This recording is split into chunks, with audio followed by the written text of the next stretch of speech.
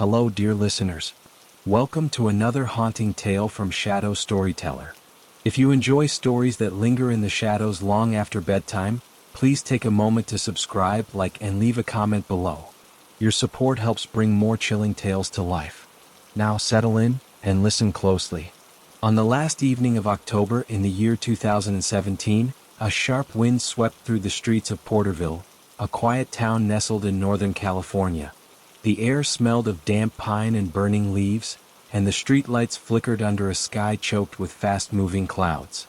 It was Halloween night, the one night when the veil between the ordinary and the eerie grew thin.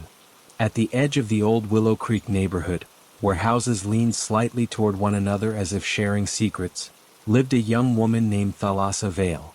Her name, uncommon and lyrical, had been passed down through generations of women who claimed to possess a certain sensitivity to things unseen. Thalassa, however, dismissed such talk as family folklore. At 24, she was practical, a graphic designer working remotely, fond of black coffee, indie music, and vintage clothing she hunted for in second-hand shops across the county. That Halloween, she had spent weeks preparing her costume. Not for any party, she had no plans to go out, but because she enjoyed the ritual of transformation. This year, she had chosen to become a mourning bride, inspired by a photograph she'd found in an antique album at a flea market in Reading. The image showed a woman in a tattered white gown, standing alone before a cracked mirror, her face half hidden beneath a veil stitched with black thread. Something about the photograph had unsettled her and intrigued her. Thalassa recreated the costume meticulously.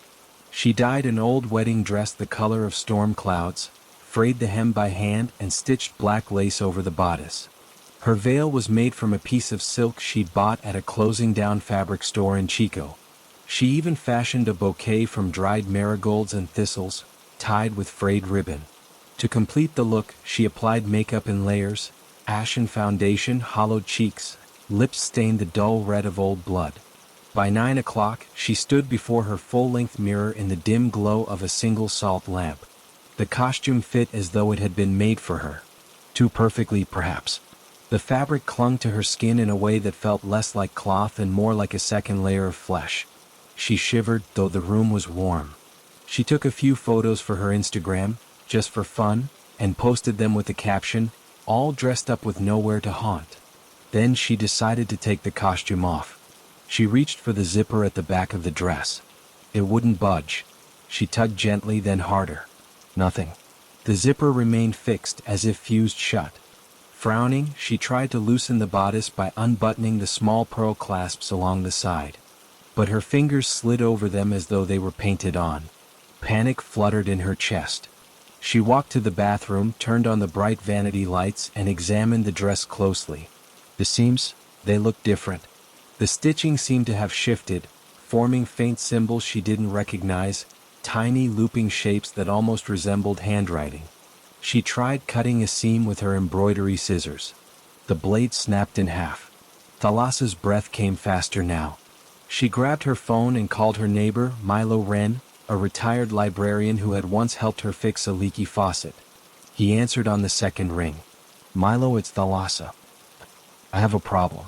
My Halloween costume, it won't come off." There was a pause on the other end. Then, softly, "Are you serious?" "Dead serious. I can't unzip it. I can't unbutton it. I tried cutting it and the scissors broke." Another pause. Longer this time. "Stay where you are. I'll be right over." While she waited, Thalassa paced the small hallway of her cottage. The house, built in the early 1900s, creaked around her. The wind outside had grown louder, howling through the eaves like a chorus of lost voices. Every few seconds she caught a glimpse of herself in a mirror, and each time the reflection seemed off. Her eyes looked darker, her posture more rigid. Once she swore the veil shifted on its own, drifting across her face like smoke. Milo arrived 10 minutes later, wrapped in a thick wool coat and holding a toolbox. He was a gentle man in his late 60s, with silver hair and a calm demeanor that had always reassured her. But when he saw her standing in the hallway, fully costumed, his expression tightened. "Good heavens," he whispered. "It's not just stuck," Thalassa said, her voice trembling. It's changing. I can feel it breathing. Milo didn't laugh. He set down the toolbox and approached slowly. He examined the dress, running his fingers along the fabric. This isn't cotton or silk, he murmured. It feels organic, like skin. He tried the zipper. It didn't move. He tested a seam with a seam ripper. The tool bent. We need to call someone, he said. Oh, a tailor? Thalassa let out a brittle laugh. No, Milo said, his voice low. Someone who knows about things like this. He pulled out his phone and dialed a number Thalassa had never heard him use before. After a brief conversation, he hung up and turned to her. There's a woman in Arcata. Her grandmother was a spiritualist. She deals with anomalies. She'll come tonight. At midnight, a black sedan pulled into Thalassa's driveway. Out stepped a woman named Juniper Moss. She wore a long coat lined with feathers and carried a satchel that smelled faintly of sage and camphor. Her eyes, pale green and sharp, locked onto Thalassa the moment she stepped inside. It's not a costume, Juniper said immediately. It's a binding. Thalassa's knees nearly gave out. Hey, what? A spirit anchor. Someone wore this before you. Someone who didn't want to leave this world. And now, it's latched onto you. Juniper asked Thalassa to sit. She lit a bundle of dried herbs and walked around her, whispering in a language Thalassa didn't recognize. The air grew heavy, thick with the scent of burnt herbs and something metallic, like old coins. Then Thalassa screamed. Not from pain but from sensation. The dress tightened around her as if alive. The veil slithered across her face, blinding her. She clawed at her neck, gasping. Voices, soft, overlapping whispers, filled the room. They spoke in fragments. Stay, stay, you belong, you promised. Milo backed away pale. Juniper raised her hands and chanted louder. For 3 hours they fought the thing wrapped around Thalassa. Juniper used salt, iron filings, and a silver locket filled with river water. Finally, just before dawn broke over the redwoods, the dress loosened. Not all at once, but slowly, like a snake uncoiling. As the first light touched the windows, the costume fell to the floor in a heap of fabric and dust. Thalassa collapsed, naked and shivering, her skin covered in thin red lines where the seams had pressed into her flesh. They burned the costume in Juniper's fire pit later that morning. The flames turned blue for a moment, and a single, mournful wail rose into the air before vanishing. Thalassa never wore a costume again. And she never returned to that flea market in Reading. But sometimes, on quiet October nights, she hears the faint rustle of silk in the hallway, and the soft click of a zipper that no longer exists. In the weeks that followed, Thalassa tried to return to normalcy. She kept her blinds drawn during the day, not out of fear, but because the sunlight seemed too harsh, too revealing, after what she'd endured. She avoided mirrors unless absolutely necessary, and when she did catch her reflection by accident, she held her breath until the moment passed, half expecting the veil to drift back over her shoulders like an unwelcome memory. Her work suffered. Deadlines slipped. Clients sent polite but concerned messages. She replied with vague apologies, blaming a bout of flu or technical difficulties. The truth was too strange to explain, too fragile to speak aloud. Even Milo, who checked on her every other day with soup and quiet company, sensed her reluctance to revisit that night. He never asked. He simply sat with her in the dim living room, the silence between them thick with unspoken understanding. But the world doesn't let go of what it's touched. On the first evening of November, as Thalassa washed dishes in the kitchen sink, the faucet sputtered. Not with water, but with a low, wet gurgle. She froze. The sound wasn't mechanical. It was vocal, almost like a sigh trapped in pipes. She turned off the tap. The gurgle stopped. She turned it back on. Clear water flowed. She exhaled. Then from the hallway came the sound of footsteps. Light, hesitant, the kind made by someone in slippers. But she was alone. Her pulse hammered in her throat. She wiped her hands on a towel and stepped into the hall. Nothing. The front door was locked. All windows secured. Yet, on the hardwood floor, leading from the bedroom to the living room, were faint, damp footprints, Bare feet, small, as though belonging to a child or a slight woman. They ended at the mirror above the fireplace. The mirror she hadn't looked into since Halloween. Now it was fogged. Not from humidity, but from breath. As if someone had stood before it, close enough to leave a ghost of their presence. And in the center of the glass, written in condensation, were two words. Stay close. Thalassa didn't scream. She didn't cry. She simply backed away, grabbed her car keys, and drove straight to Juniper Moss's cottage on the outskirts of Arcata. Juniper was waiting on the porch as though she'd known Thalassa would come. She didn't ask for details. She only nodded, opened the door, and said, "It followed you." Inside, the air was thick with the scent of dried lavender, cedar, and something older, like parchment and rain-soaked earth. Juniper led Thalassa to a small room lined with shelves of glass jars, each containing herbs, bones, or coiled roots. In the center stood a round table covered in a black cloth embroidered with silver sigils. She was a bride once, Juniper said, lighting a beeswax candle. Not just any bride. In the late 1800s, a woman named Elira Voss was left at the altar in Porterville. Her fiancé vanished the night before the wedding. Some say he fled with another woman. Others say he was murdered by her. The truth? She waited in her wedding dress for 3 days in the church vestibule. On the fourth morning she was found dead, still in the gown, still holding her bouquet. Thalassa swallowed. And the dress? Was buried with her. But the church burned down in 1923. The grave was disturbed. The dress vanished. A cold knot formed in Thalassa's stomach. "I bought it from a flea market." "You didn't buy it," Juniper corrected gently. "It chose you." Mourning brides are among the most tethered spirits. They don't just want company, they demand completion. A replacement. A new vessel to wear their sorrow so they can finally rest. Thalassa's hands trembled. "Is it trying to take me over?" "Not yet," Juniper said. "But it's testing the seams. It's watching. Waiting for you to weaken. To doubt. To look in the mirror too long." They spent the next 3 nights in ritual. Juniper painted protective symbols on Thalassa's door frames with iron-rich clay. She hung bundles of rowan and yarrow above the windows. She gave Thalassa a small pouch to wear around her neck, filled with salt, ground rosemary, and a sliver of church bell metal. "And whatever you do," Juniper warned, her green eyes grave, "do not wear white after sunset. Not even socks. Not even a thread." Thalassa agreed. She dyed all her white clothes black. She threw out her white sheets, her ivory mugs, even her bleached toothbrush. She lived in shadows, in color, in sound, keeping the radio on low at all times, filling the silence that spirits love. For a while it worked. December came. Frost silvered the rooftops.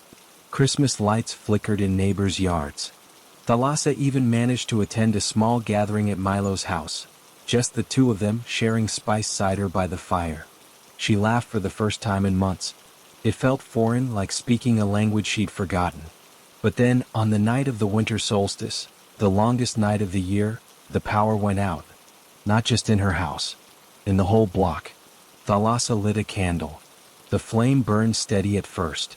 Then, without warning, it stretched tall and thin, turning the color of bone. The temperature dropped so fast her breath fogged in front of her. From the bedroom, the closet door creaked open. She hadn't touched that closet since Halloween. She'd stuffed it full of boxes, sealed it with duct tape, and avoided it like a wound. Now it stood ajar. And from within, something rustled. Not fabric. Not wind. Breathing. Thalassa backed toward the kitchen, fumbling for the pouch around her neck. But it wasn't there. She must have taken it off while showering earlier and forgotten to put it back on. The rustling grew louder. Then, slowly, the hem of a tattered gown appeared beneath the closet door. Not white. Not gray. But the exact shade of old snow, stained with time. "Thalassa," a voice whispered, not from the closet but from inside her own head. Soft. Grieving. Familiar. She turned to run. But the front door wouldn't open. The windows were sealed shut, though she hadn't locked them. And the candle flame went out. In the darkness, cold fingers brushed her wrist. She screamed, stumbling backward, knocking over a chair. She scrambled into the bathroom, locked the door, and pressed her back against the tiles. Her heart pounded like a trapped bird. Then silence. Too much silence. She waited. Minutes passed. The house remained still. Cautiously, she turned on the bathroom light. Her reflection stared back, pale, wide-eyed, hair wild. But behind her, in the mirror, standing just beyond the shower curtain, was a woman in a wedding dress. Her face was hidden beneath a veil, but her hands, they were reaching forward, toward Thalassa's shoulders. Thalassa spun around. Nothing there. She turned back to the mirror. The figure was closer now, and the veil was lifting. Not by wind, by will. Beneath it was not a face but a void, a shifting absence that pulled at Thalassa's vision, her thoughts, her very name. She squeezed her eyes shut and recited the only prayer she remembered from childhood, a lullaby her grandmother used to sing. Hush now, stars are keeping watch. Moon is bright, locks are caught. When she opened her eyes, the mirror showed only her own exhausted face. But the sink was full of marigolds, dried, brittle, exactly like the ones from her Halloween bouquet. She didn't sleep that night. At dawn, she called Juniper. I can't stay in that house, Thalassa said, voice raw. It's not over. No, Juniper agreed. It's not. But running won't help. She's bound to you now. Not just by the costume, but by your fear. You have to face her. On your terms. So, on the eve of the new year, Thalassa returned to the house one last time. She cleaned every room. She opened every window. She hung iron horseshoes above the doors and scattered salt in every corner. She placed a single lit candle in the center of the living room, surrounded by rosemary and a bowl of river water from the Mad River, blessed under a full moon. Then she stood before the fireplace mirror. I know you're there, she said, voice steady despite the tremor in her hands. I know you were hurt, abandoned, but I am not your replacement. I am not your vessel. This is my life, my body, my name. She paused. The air grew still. And if you want peace, you'll let me help you find it. For a long moment, nothing happened. Then the mirror fogged again. But this time, the words that formed were different. Thank you. The fog cleared. The temperature rose. The candle flame burned gold once more. Thalassa stayed in the house that night. And the next. And the next. The footprints never returned. The faucet stayed silent. The closet remained closed. But every year on Halloween, she places a single dried marigold on her doorstep. Not out of fear, but out of respect. For the woman who wore the dress before her. And for the thin, fragile line between memory and haunting. Months passed and Porterville settled into the rhythm of spring. Cherry blossoms drifted like pink snow over Willow Creek, and the town slowly forgot the strange rumors that had circled Thalassa's house after Halloween. The neighbors stopped glancing at her windows. The local coffee shop barista stopped asking if she was feeling better. Life, it seemed, had stitched itself back together, neatly, quietly, as if nothing had ever unraveled. But Thalassa knew better. She had learned to live with the quiet hum of the unseen. She no longer flinched at sudden cold spots or the occasional flicker of a light bulb. She kept the pouch Juniper gave her close, now worn smooth from constant handling, and never went to bed without a small bowl of salt on her nightstand. She even began sketching again, her designs now tinged with subtle motifs. Veils made of smoke, bouquets wrapped in thorned wire, mirrors that reflected not faces but doorways. One afternoon in late April, while sorting through old mail, she found a letter with no return address. The envelope was thick, handmade paper, sealed with a wax stamp in the shape of a wilted rose. Her name, *Thalassa Vale*, was written in elegant, looping cursive that looked disturbingly familiar. She hesitated before opening it. Inside was a single sheet of paper and a small photograph. The note read, "She was not the first, and you are not the last. The dress waits in the next place someone dares to wear sorrow as art. E.V." Beneath it was a faded black and white photograph of a woman standing in front of a general store in what looked like early 20th century Porterville. She wore a high-collared black dress, but around her shoulders was draped a familiar veil, tattered at the edges, stitched with black thread. In her hands, a bouquet of marigolds. Thalassa's breath caught. The woman's face was partially turned away, but her posture, the tilt of her head, the way her fingers curled around the stems, was eerily like her own. She drove to Juniper's the next morning. The road to Arcata was misted with coastal fog, the redwoods standing like sentinels in the gray. Juniper was in her garden, pruning rosemary under a slate sky. She took the photograph without a word, studied it for a long time, then sighed. Elira didn't act alone, Juniper said finally. Her grief, it gathered others. Women who were wronged, abandoned, silenced. They formed a kind of circle, not by choice but by resonance, like tuning forks struck by the same sorrow. So the dress, it's passed from one to another? Not randomly, Juniper replied. Only to those who mirror the original pain. You didn't just wear a costume, Thalassa. You echoed a frequency. And now, you're part of the signal. Thalassa sat on the garden bench, the damp wood seeping cold through her jeans. What do I do? You break the cycle, Juniper said. Not by hiding. Not by fearing. But by remembering them, on your terms.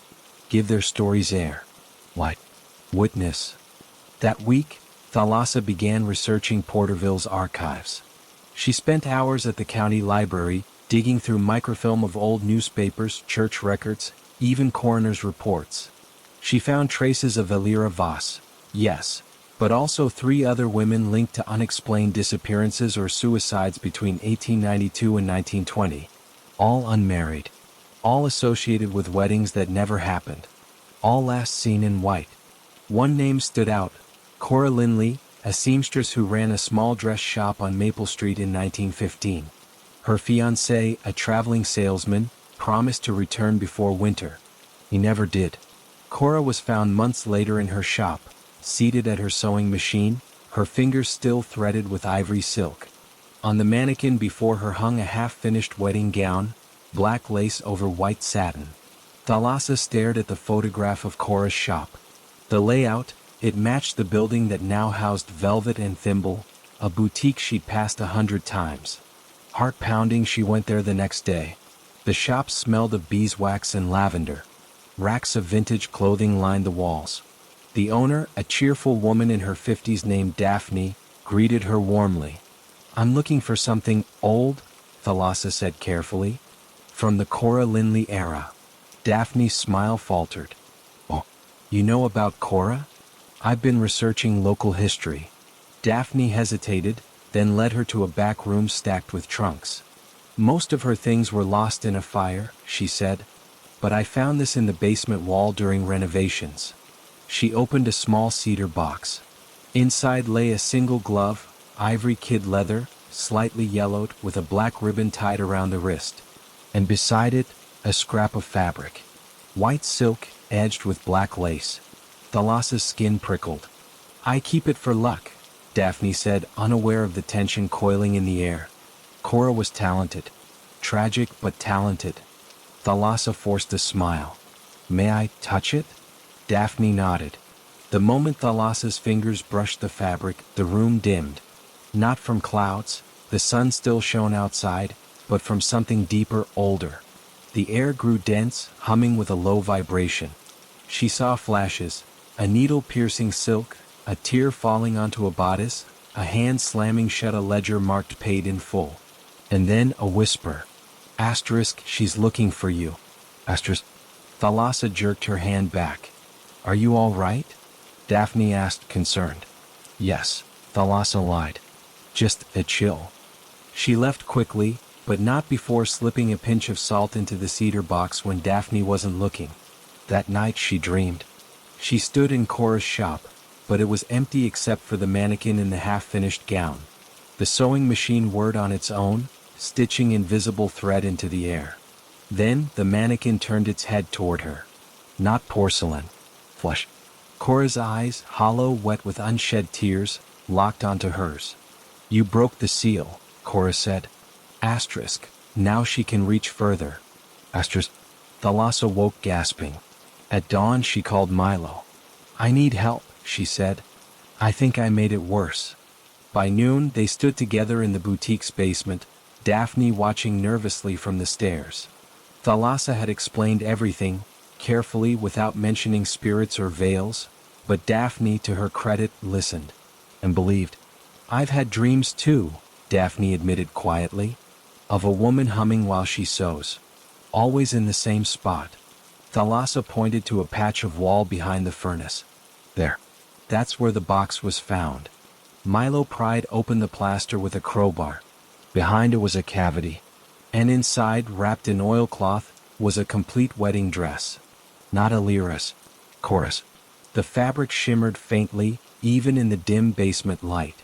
The bodice was embroidered with tiny, intricate thorns.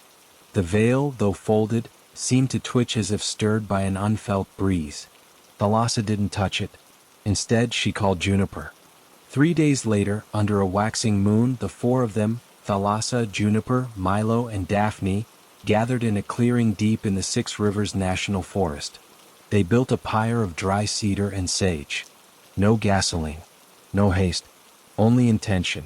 Juniper chanted in the old tongue while Thalassa laid the dress upon the wood. As the flames rose, the air filled with the scent of burning roses and salt. And then, a sound. Not a scream. A sigh. Long held. Finally released. The fire burned white at the core, then blue, then gold. When it died, only ash remained. But in the morning, scattered among the embers were 4 marigolds, fresh, dew-damp, petals unbroken. One for each woman. One for each silence finally spoken. Thalassa kept one. Pressed it between the pages of her sketchbook. She still lives in Porterville. Still designs. But now her work carries a different weight. She donates a portion of her earnings to a shelter for women rebuilding their lives after loss. She speaks at the library about forgotten local histories. And every year, on the anniversary of Cora's death, she leaves a bouquet on the steps of the old courthouse. Marigolds, thistles, and a single black ribbon. The veil never returned.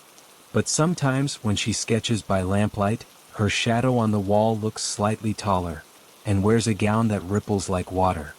Years rolled forward like pages turned in a slow-burning book. Thalassa never left Porterville. She planted roots deeper into its soil, both literal and spectral. She bought the old florist shop on Sycamore Lane and transformed it into a studio that doubled as a quiet sanctuary for those drawn to stories that hummed beneath the surface of ordinary life. She called it Veil and Petal. No one questioned the name. They assumed it was poetic. Only Juniper knew the truth. By the summer of 2023, Thalassa had stopped looking over her shoulder. The nightmares had faded to echoes. The cold spots in her house now appeared only as brief chills, like passing greetings, never threats. She even began wearing white again, though never after dusk, and never without a sprig of rosemary tucked into her pocket. Then came the letter. It arrived on a Tuesday in early September, tucked between a utility bill and a postcard from Milo, who had moved to Portland but still sent handwritten notes every season. This envelope was different. Thick, cream-colored paper. No stamp. No postmark. Just her name, written in that same looping script she'd seen once before. Her hands didn't shake this time. She'd learned steadiness. Inside was a map. Not digital. Not printed. Hand-drawn on aged parchment, the ink slightly blurred as if touched by rain or tears. It showed a stretch of coastline north of Eureka, rugged bluffs, hidden coves, and one structure marked with an X. A lighthouse long abandoned called Blackspire Point. Beneath the map, a single line. She waits where the sea swallows names. Thalassa knew without asking who she was. Not Alira. Not Cora. The first. The origin. Juniper confirmed it over tea in her sun-dappled kitchen, her voice lower than usual. "There are whispers," she said, stirring honey into her cup, "of a woman named Marin Voss, Alira's great-aunt. She vanished in 1878, the night before her wedding. Some say she drowned herself off Blackspire. Others say she walked into the ocean and never came back, not because she died but because she refused to." "Refused to what?" Thalassa asked. "To be forgotten." Juniper's eyes held a warning. "If Marin is still tethered and if she's calling you, it means the chain isn't broken. It's looping back to its beginning." Thalassa didn't hesitate. 2 weeks later she packed a bag, salt, iron nails, dried lavender, her grandmother's silver locket, and the pressed marigold from the pyre, and drove north along Highway 101. The coastline unfolded in jagged beauty, cliffs draped in fog, waves crashing like drums against black rock, seabirds crying in the wind. By late afternoon she reached the turnoff for Blackspire Point. The road was overgrown, barely visible beneath ferns and wild grass. She parked and walked the last mile on foot, the ocean roaring to her left, the forest pressing close on her right. The lighthouse stood alone on a promontory, its white paint peeling, its glass long shattered. Ivy climbed its tower like grasping fingers. The door hung ajar. Inside, the air smelled of salt, damp stone, and something faintly floral, like funeral lilies left too long in water. She stepped carefully over broken glass and driftwood. Her boots echoed on the spiral staircase as she climbed. At the top, in the lantern room, moonlight spilled through the empty panes, casting long silver bars across the floor. And there in the center stood a mannequin. Not plastic. Not wood. Bone. Real or rendered, Thalassa couldn't tell. But draped over it was a gown unlike any she'd seen before. Not white. Not gray. But the color of deep ocean at midnight, shifting between blue and black depending on the light. The bodice was stitched with pearls, yellowed with age. The veil was made of spun sea glass, fine as cobweb, glinting in the moonlight. A wedding dress meant for a bride who married the sea. Thalassa approached slowly. She didn't reach for it. She simply stood before it and spoke. "I'm here." The wind outside stilled. Then, from the hollow of the gown, a voice, older than Elira's, older than Cora's, older than grief itself, whispered, "Asterisk, you carry their names." Asterisk, "I do." Asterisk, "And you freed them." Asterisk, "I tried." Asterisk, "But not me." Asterisk, Thalassa swallowed. "Why not you?" Pause. The veil shimmered, though no breeze stirred. Asterisk, "Because I never wanted to leave." Asterisk, Marin's story unfolded then, not in words but in sensation. Thalassa felt the sting of salt on her cheeks, the weight of a betrayal so deep it felt like drowning, the fierce, defiant choice to walk into the waves not to die, but to become. To merge with something vast and eternal. The ocean had taken her body, but her will had shaped the tide ever since. And the dress, it was her anchor, her altar, her invitation. "I'm not here to take it," Thalassa said softly. "I'm here to ask, what do you need?" Silence. Then the voice softer now. Asterisk, "Witness." Asterisk, "Not freedom. Not fire. Not forgetting. Just witness." Thalassa knelt. She placed the pressed marigold at the base of the mannequin. Then she opened her sketchbook and began to draw, not the dress but the woman who chose it. Strong jaw. Eyes like storm clouds. Hands that once braided seaweed into crowns. She drew until dawn. When she left, she didn't close the lighthouse door. Back in Porterville, she began a new project.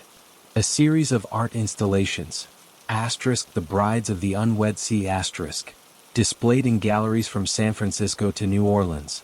Each piece combined fabric, sound, and light to tell the stories of women erased by time, abandoned by love, or swallowed by silence.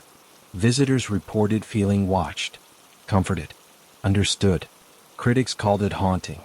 Thalassa called it necessary. Milo returned for the opening. Juniper stood in the back, arms crossed, a rare smile on her lips. Daphne brought flowers, marigolds of course. That night, as Thalassa walked home beneath a sky thick with stars, she passed her old house. In the window, the mirror above the fireplace caught the moonlight. For a second, she saw not her reflection, but 4 women standing side by side. Elira, Cora, Marin, and herself. Not as victims, not as ghosts, but as keepers of a threshold. The next morning, a package arrived at Veil and Petal. No note. Just a small vial of seawater and a single pearl. Thalassa placed them on her desk, beside her sketchbook. She knew the stories weren't over. They never truly are. But now they had a home. And so did she. The autumn of 2024 arrived with a quiet intensity, as if the world itself had leaned in to listen.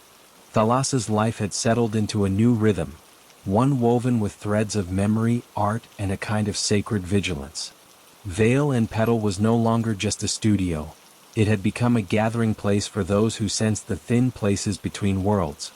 Women came from as far as Santa Fe and Seattle, drawn by word of mouth, seeking not fortune-telling or seances, but a space where their own unspoken losses could be acknowledged without shame. Thalassa never claimed to heal. She simply bore witness. She hosted monthly evenings called Unfinished Threads, where guests brought photographs, letters, or heirlooms tied to loved ones lost too soon or too strangely. They would sit in candlelight, share stories, and sometimes, just sometimes, the air would still, the temperature would drop, and a faint scent, rosewater, pipe smoke, sea salt, would drift through the room. No one spoke of it directly. But afterward they always left lighter. Then, on the first fog-drenched morning of October, a young woman appeared at the studio door. She couldn't have been more than 19. Her hair was dyed the color of storm clouds, her arms wrapped in thick knit sleeves despite the mild weather. She clutched a canvas tote bag like a shield. "Are you Thalassa?" she asked, voice barely above a whisper. "I am." The girl hesitated, then stepped inside. "My name is Isolde Kale. I think I found something." She set the tote on the work table and pulled out a garment bag. Inside was a dress. Not just any dress. A replica. Too precise to be coincidence. The same tattered hem, the same black lace over storm gray silk, the same veil stitched with faint, looping symbols along the edge. It was not the original. Thalassa would have felt its pull instantly, but it was made with terrifying accuracy. "Where did you get this?" Thalassa asked, her voice calm, though her pulse quickened. "I made it," Isolde said, eyes wide with a mix of pride and dread. "For a costume contest at Humboldt State. I saw an old photo online. A woman in Porterville, circa 1900. I thought it was gothic. Romantic." Thalassa's breath caught. "You saw Elira's photograph?" Isolde nodded. "It was labeled Mourning Bride of Willow Creek. I thought it was just folklore. Like a local ghost story. You wore it. Just for the judging. 5 minutes.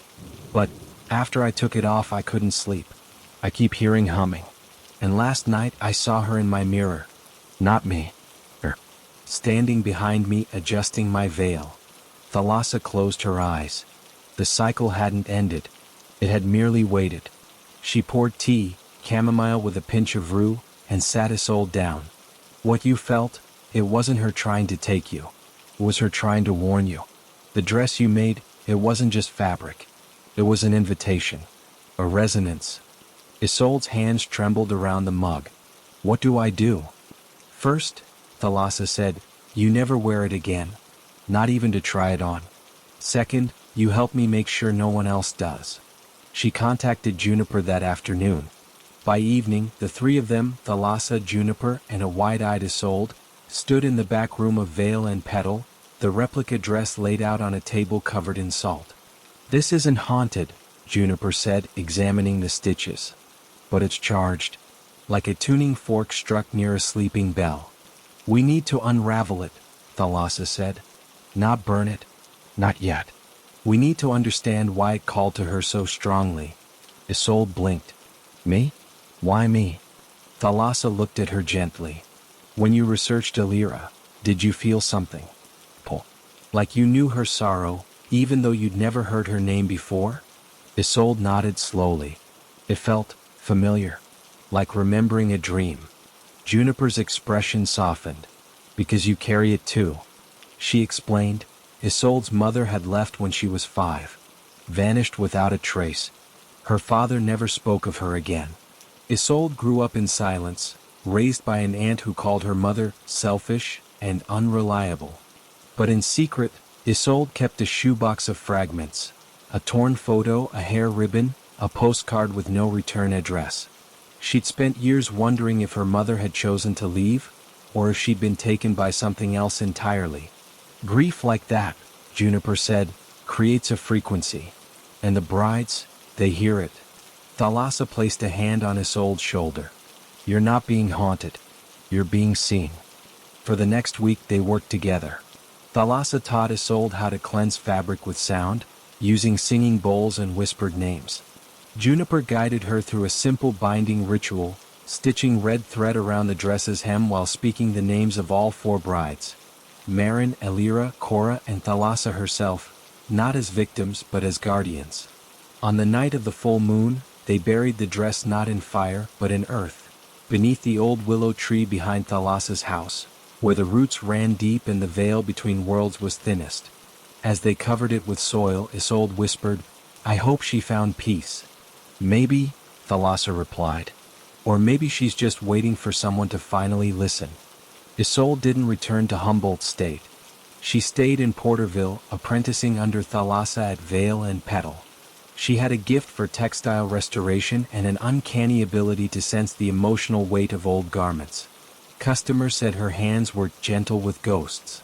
By winter, she began working on a new project, a community archive of lost women of Northern California.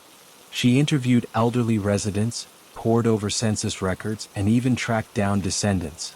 Each entry included a portrait, a story, and a small swatch of fabric dyed to match what the woman might have worn. Thalassa watched her with quiet pride.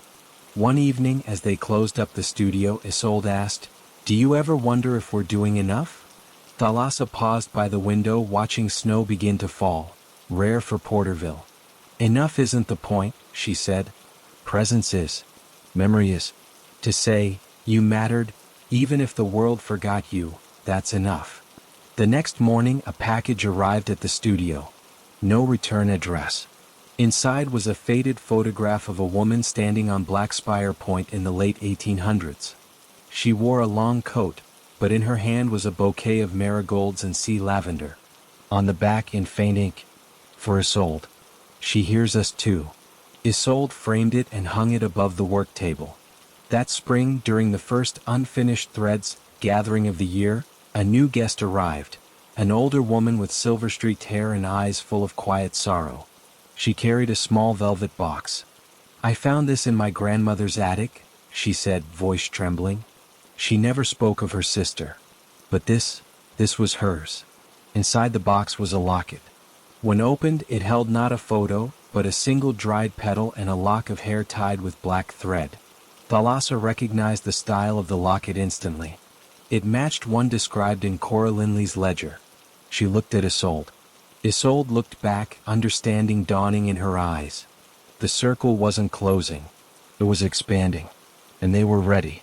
Years from now, historians might call it folklore. Tourists might snap photos of Veil and Petal and call it quaint. But those who came seeking truth, those who carried the quiet ache of unfinished farewells, would find something else. A sanctuary. A sisterhood. A place where dresses didn't haunt. They remembered, and in remembering they healed. The years that followed wove themselves into something richer than Thalassa had ever imagined. A tapestry not of fear, but of quiet devotion. Veil and Petal became more than a studio. It became a node in a growing network of remembrance. Word spread through whispers at tea shops, late-night radio interviews, and even a feature in a niche journal on folk memory and textile anthropology. People came not just with dresses, but with gloves, handkerchiefs, baby shoes, and soldiers' letters. Objects that carried the weight of lives left unresolved. Isolde, now in her early 20s, had developed a method she called stitch listening. She would hold an item, close her eyes, and slowly trace its seams or folds with her fingertips, not to read the past, but to feel where grief had pooled like water in a bowl. She never claimed to see spirits. She said, "I just feel where someone stopped breathing out." And from that stillness, she'd help families craft small rituals.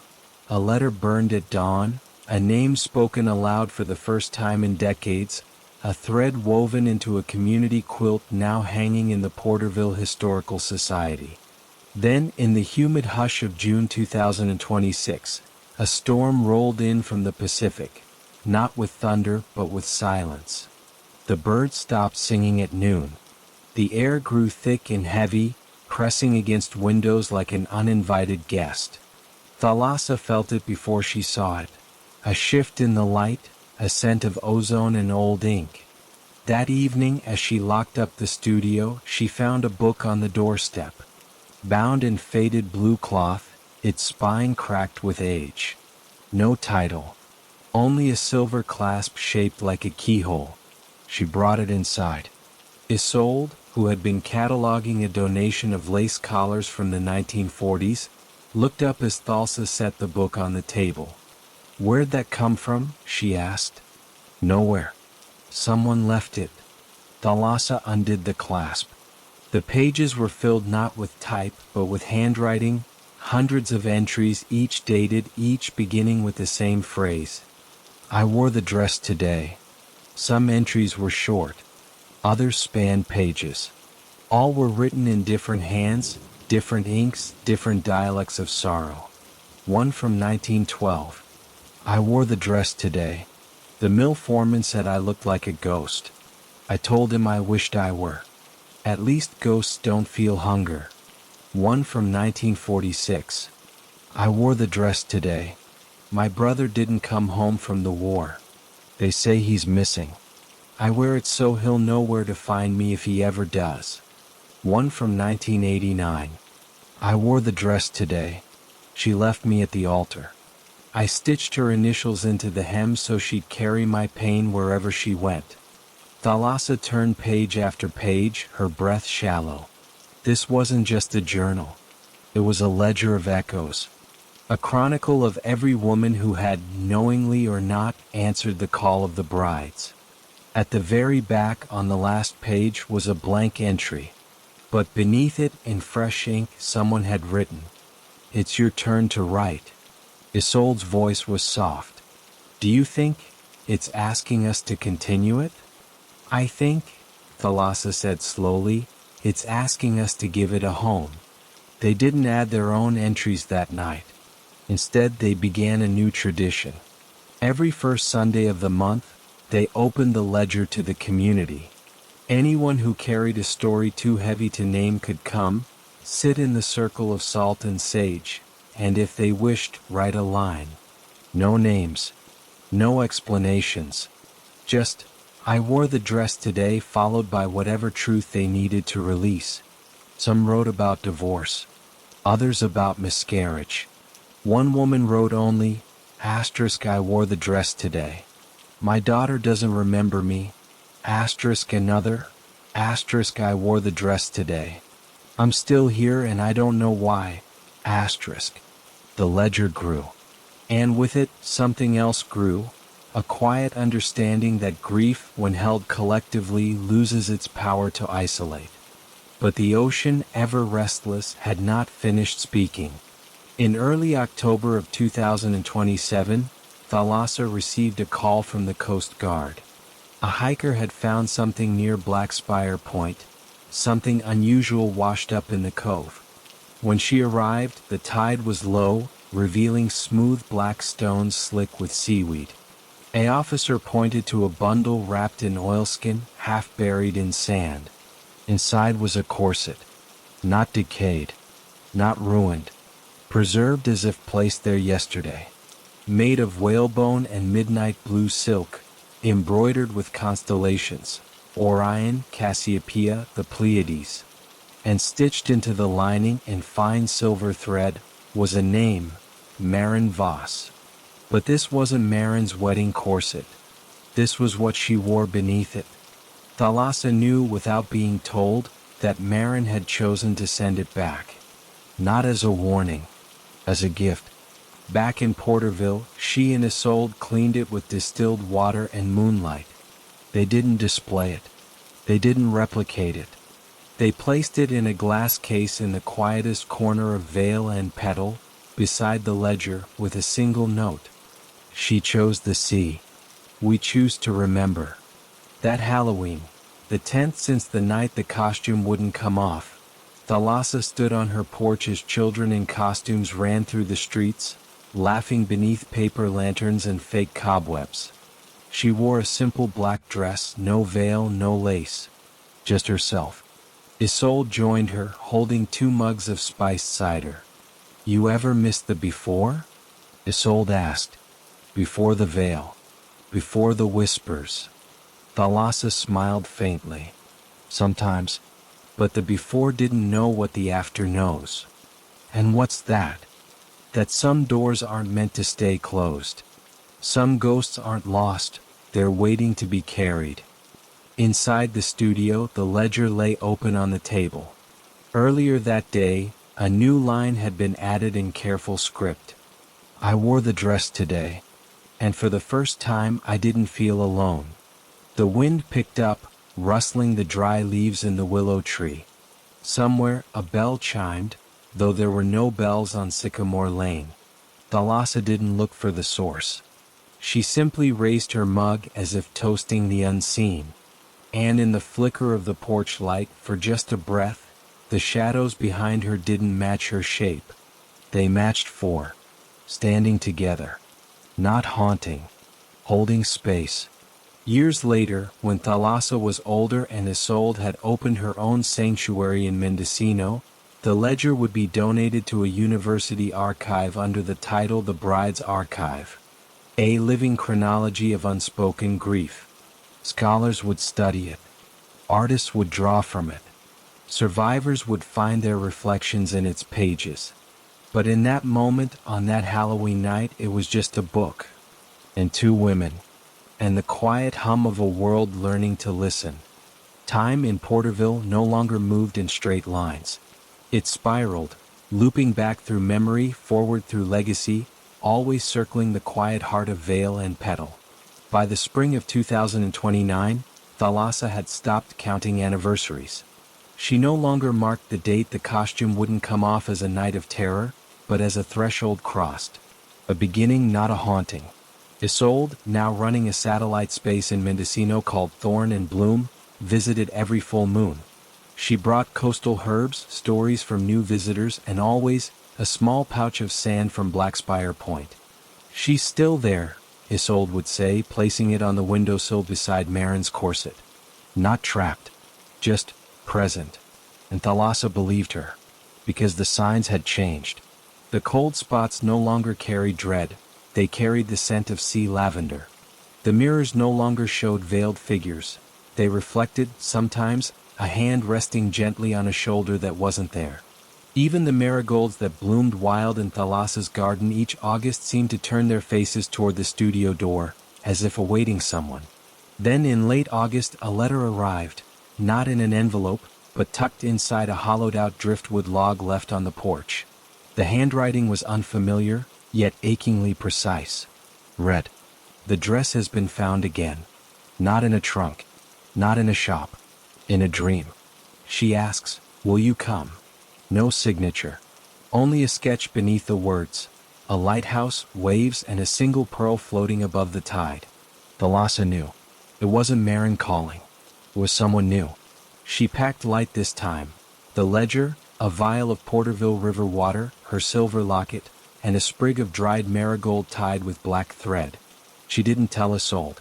Not because she wanted to go alone, but because some thresholds must be crossed in solitude. Her destination was not Blackspire. It was New Orleans. The letter had led her there, not through address, but through resonance.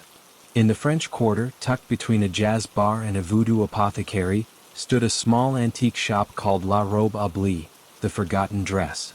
The window displayed nothing but a single mannequin in a shadowed corner, draped in midnight blue fabric that shimmered like oil on water.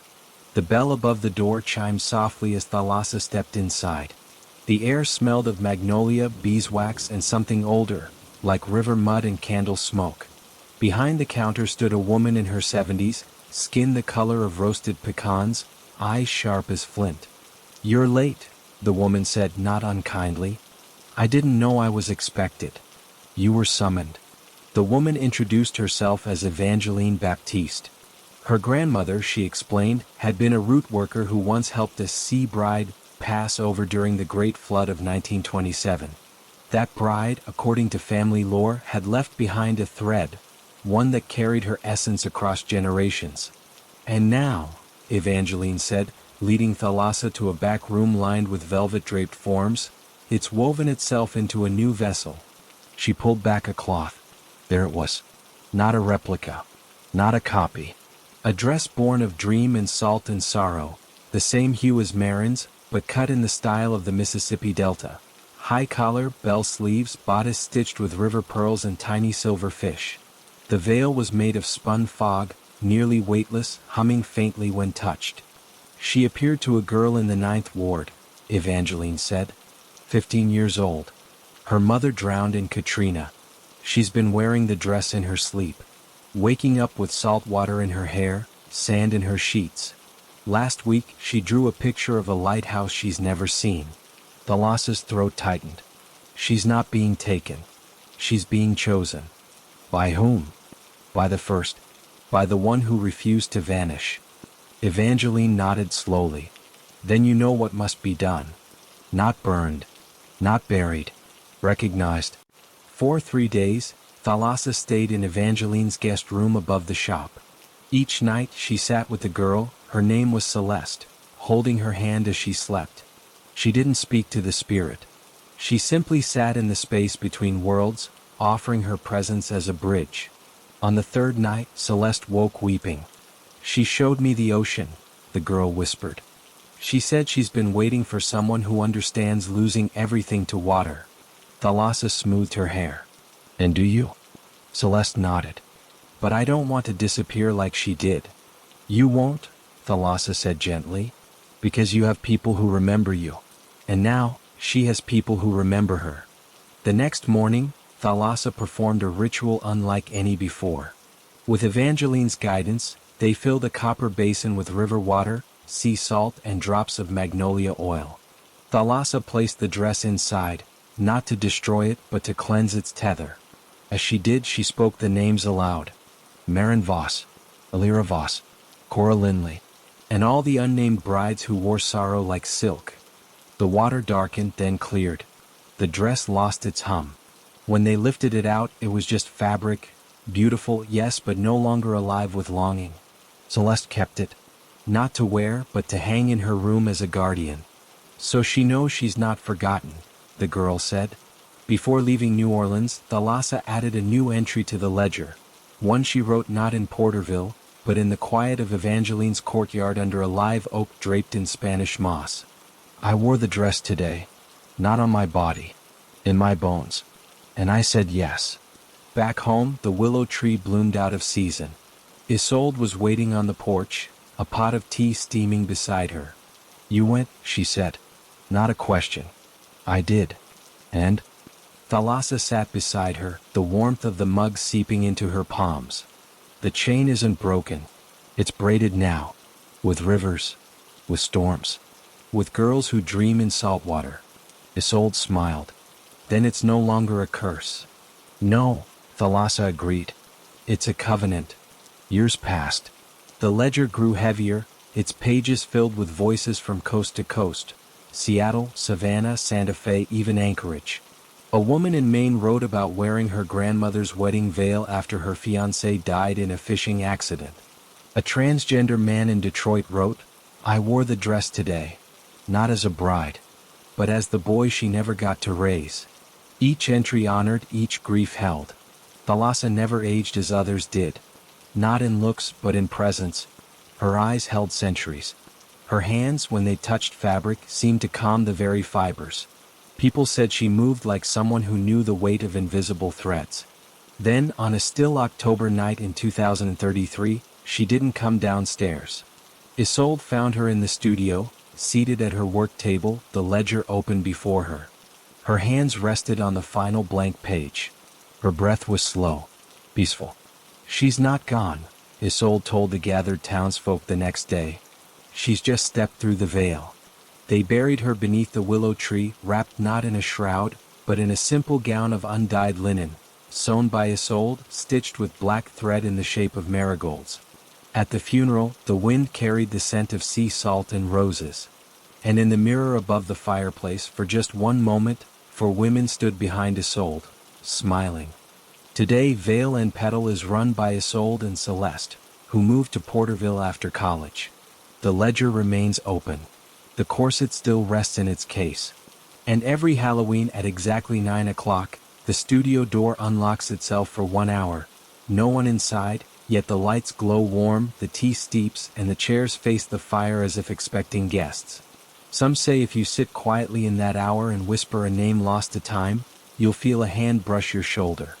Not to take, to say, I remember you. And in that remembering, the costume finally comes off. Not with a scream, but with a sigh of release. But memory, no matter how tender, is not the same as release.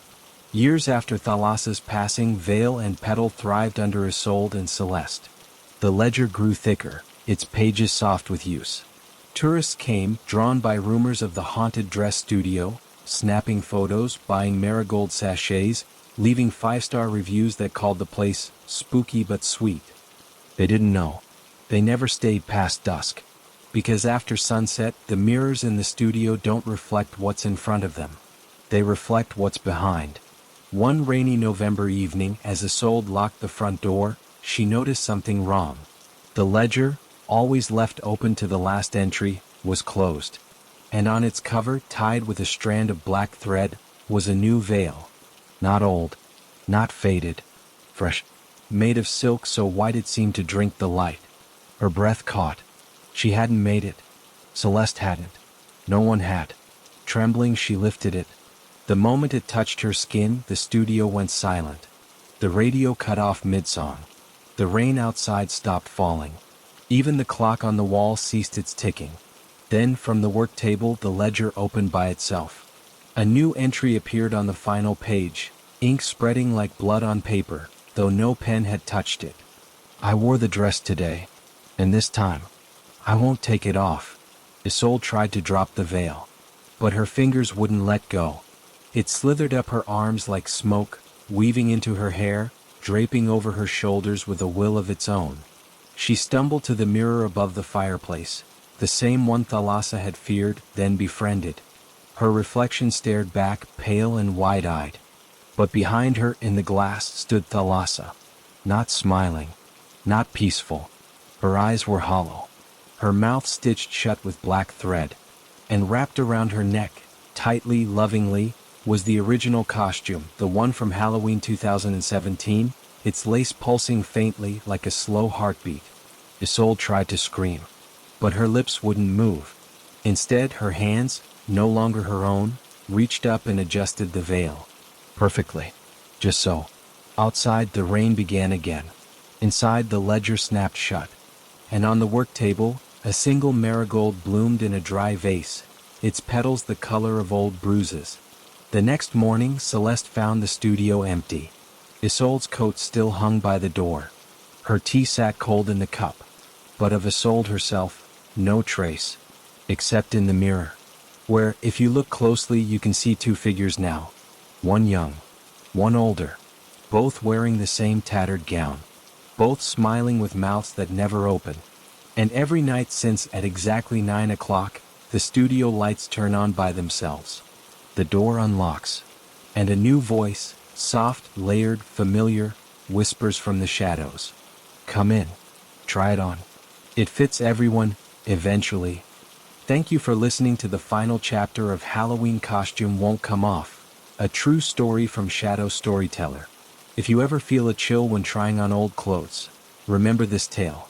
And whatever you do, don't look too long in the mirror. Don't forget to subscribe, like, and comment below. Sweet dreams, if you can still take them off.